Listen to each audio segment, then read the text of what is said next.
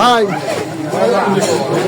একটা বিষয়, আপনি যেহেতু এখানে দলীয় সিদ্ধান্তের বাইরে, আপনি হচ্ছে স্বতন্ত্র প্রার্থী হিসাবে মনোনয়নপত্র দাখিল করলেন। আমি যেটা মনে করি যে, বা আমরা যারা মনে করি যে, আপনি যেহেতু দলীয় সিদ্ধান্তের বাইরে গেছেন, আমরা বিদ্রোহী প্রার্থী হিসেবে আপনাকে আমরা অভিহিত করতেছি। এখন দল আপনার বিরুদ্ধে যদি ব্যবস্থা নেয়, সেক্ষেত্রে আপনি কি করবেন? আপনি বিদ্রোহী প্রার্থী হিসেবে মনোনয়নপত্র দাখিল করলেন, দল আপনার বিরুদ্ধে ব্যবস্থা নিলে আপনি কি করবেন? আমি তো বিদ্রোহী প্রার্থী নয়, আমি তো স্বতন্ত্র। দলের বিদ্রোহী হবে কেন? আপনি তো দলের মনোনয়ন প্রত্যাশী ছিলেন। হ্যাঁ, মনোনয়ন প্রত্যাশী আপনি ছিলেন। যেহেতু মনোনয়ন প্রত্যাশী ছিলেন, মনোনয়ন না পাওয়ার পরে, যেটা আমাদের সংবাদকর্মীদের ভাষা যেটা বলে, দলীয় মনোনয়ন না পালে দলের বিরুদ্ধে যদি অবস্থান নিয়ে স্বতন্ত্র মনোনয়নপত্র দাখিল করে, সে বিদ্রোহী প্রার্থী হিসেবে আমরা তাদেরকে অভিহিত করি। তাহলে আপনি কি স্বতন্ত্র বিদ্রোহী? দল যদি আপনার বিরুদ্ধে ব্যবস্থা নেয়, কি করবেন আপনি? দলের নিতে পারে, দল দেখুন দলের নিয়ম অনুযায়ী সিদ্ধান্ত কেন নিতে পারে। আর আমার নিয়ম অনুযায়ী সেই সিদ্ধান্ত নিয়েছি, ব্যাখ্যা আপনার অতীতে বহু পেয়েছেন এবং আপনাদের কাছে আপনারা আলোচনার অংশ নিয়েছেন। অতএব এই ব্যাপারে এই সংক্ষিপ্ত সময় দেওয়া সম্ভব নয়। জয়ের ব্যাপারে আপনি কতটুকু আশাবাদী? জয়ের ব্যাপারে আল্লাহ রহমান রহিম আমাদের রহমত দান করবেন এবং সেই ক্ষেত্রে 100% সুনিশ্চিত ইনশাআল্লাহ। একটু চাটমোহর, ভাঙড়া, ফরিদপুরের ভোটারদের উদ্দেশ্যে আপনার কোনো কথা আছে কিনা, থাকলে একটু বলেন। চাটমোহর, ভাঙড়া, ফরিদপুর এই এলাকা সাধারণ মানুষের চাওয়া পাওয়ার ক্ষেত্রে এরা অনুধাবন করেছে।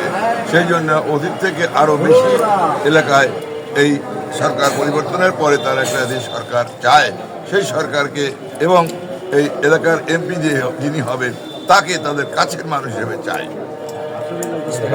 আপনার কোনো মেসেজ আছে কি এই 3 উপজেলাবাসীর জন্য? হ্যাঁ, তিনি এলাকাবাসীদের একটা সংক্ষিপ্ত মেসেজ ছাড়া বড় মেসেজ। কি মেসেজ বলেন? কি চান? মেসেজ মানে এই এলাকার সামগ্রিক উন্নয়ন। এখন নিয়ে বলতে গেলে তো কৃষি করতে হবে, আমাকে যাবতীয় তথ্যাদি তুলে ধরতে হবে। না, ওটা না, আমি বলতেছি এই মুহূর্তে আপনি এই 3 উপজেলার ভোটারদের উদ্দেশ্যে আপনার কোনো বক্তব্য আছে কিনা এই নির্বাচন? এটা কি নির্বাচন কেন্দ্র না, নির্বাচন লঙ্ঘন, আইন লঙ্ঘন হবে না, হবে কিনা সেটা বলেন। এটা আপনার তো একটা প্রত্যাশা আছে। প্রত্যাশা থাকবে, নির্বাচনে আইন লঙ্ঘন করে কোনো কথা বলতে নাই। আচ্ছা, ওকে ওকে। আমাদের প্রতি ঘোড়ামার্কা প্রতীকের জন্য আপনাদের দোয়া চাই। পাবনা 3বাসীর চাওয়া পাওয়াকে মূল্যায়ন করে হ্যাঁ জি, আমরা স্বতন্ত্র ক্যান্ডিডেট আনোয়ার চাচাকে সমর্থন করেছি। আনোয়ার চাচা স্বতন্ত্র ক্যান্ডিডেট হিসাবে নির্বাচন করতেছে। আমাদের প্রতীক ঘোড়া, আমরা ঘোড়া মার্কার জন্য আপনার কাছে দোয়া চাই।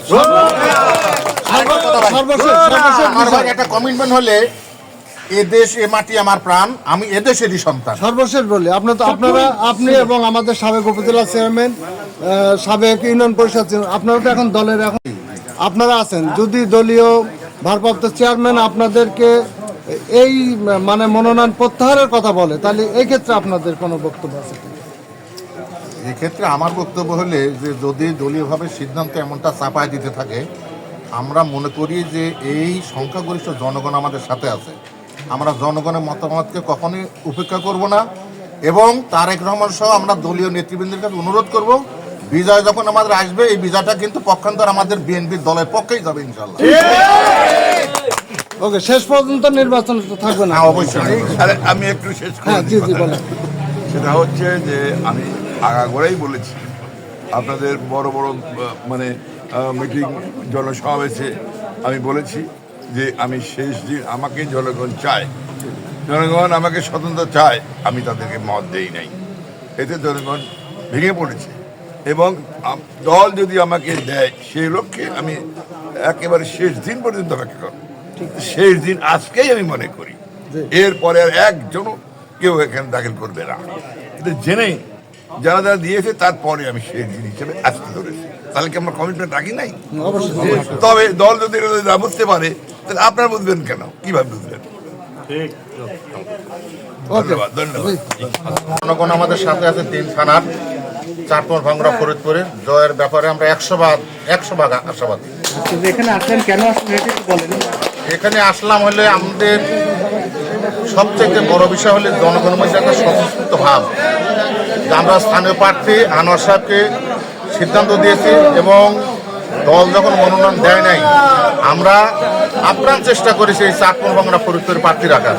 আমার বিশ্বাস আনোয়ার ভাই 100% জয়যুক্ত করবেই এবং আমাদের নেতা যখন নির্বাচিত হবে এটা বিএনপির বিজয় হবে ইনশাল্লাহ, তারেক রহমানের বিজয় হবে, খালেদা জিয়ার বিজয় হবে। জয়ের ব্যাপারে 100% আশাবাদী। 100% আশাবাদী। আপনারা হয়তো দেখবেন যেহেতু এই এলাকারই মানুষ, আপনারা প্রত্যেকটা অঞ্চলে 3টে গ্রামে 3টে থানাতে যে অবস্থান আমাদের তৈরি হয়েছে সাধারণ জনগণের মধ্যে ব্যাপক সারা এবং দলমত নির্বিশেষে, এতেই আমরা মনে করি 100% আশাবাদী আমরা।